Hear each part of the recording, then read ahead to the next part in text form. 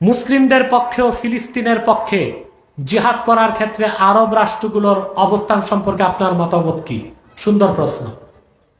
দেখুন, আমাদের দেশে অনেকে প্রচার করে যে সৌদি আরব যতটুকু সমর্থন করা দরকার ফিলিস্তিনিদেরকে ততটুকু করে না। এটা হচ্ছে ইরানপন্থী শিয়া মতাদর্শী বক্তা কিংবা বুদ্ধিজীবীদের কথা। তাদের উদ্দেশ্য হচ্ছে সৌদি আরবিয়াকে প্রশ্নবিদ্ধ করা। আসলে আপনারা সৌদি আরব কিংবা অন্য আরব রাষ্ট্রের রাজনীতি, পররাষ্ট্রনীতি কত ঊর্ধ্বে, কত সূক্ষ্ম তা আপনি চিন্তা করতে পারবেন না। আমি দুইটা প্রমাণ দিয়ে দিচ্ছি। আফগানিস্তানের তালেবান 19 বছর যুদ্ধ করছে আমেরিকার বিরুদ্ধে। কত বছর? এই 19 বছরে সৌদি সরকার তালেবানকে $120 বিলিয়ন সাহায্য করেছে। কত? এখন কি বলবেন আপনি? এই যে ইসলামী হুকুমত আফগানিস্তানে কায়েম হয়েছে, অর্থনৈতিক সাহায্য করেছে কে? সৌদি আরব। দ্বিতীয় সাহায্য করছে কাতার, আর তাৎক্ষণিক স্বীকৃতি দিয়েছে আরব আমিরাত। অথবা আপনি কিভাবে বলবেন যে ইসলামের পক্ষে তারা কাজ করে না? ফিলিস্তিনের গাজাতে যতগুলো টানেল ইসরায়েলের বোমা থেকে রক্ষা পাবার জন্য মুসলমানদের করে দেওয়া হয়েছে, সব করে দিয়েছে কাতার সরকার।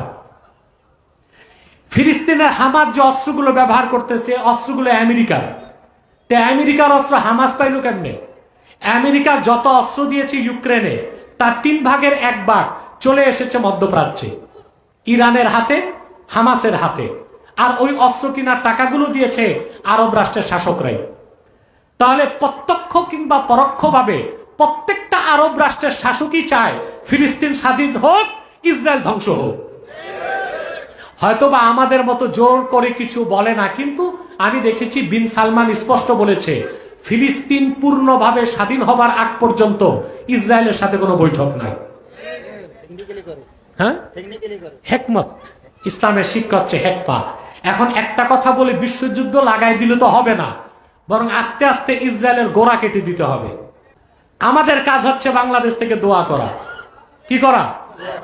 আল্লাহ যেন বিশ্ব মানচিত্র থেকে ইসরায়েল নামক একটা অবৈধ রাষ্ট্রকে মুছে দেন, আর বাইতুল মুকাদ্দাস সহ গোটা ফিলিস্তিন ভূখণ্ডে যেন আল্লাহ আরব মুসলিমদের কর্তৃত্ব প্রতিষ্ঠা করে দেন।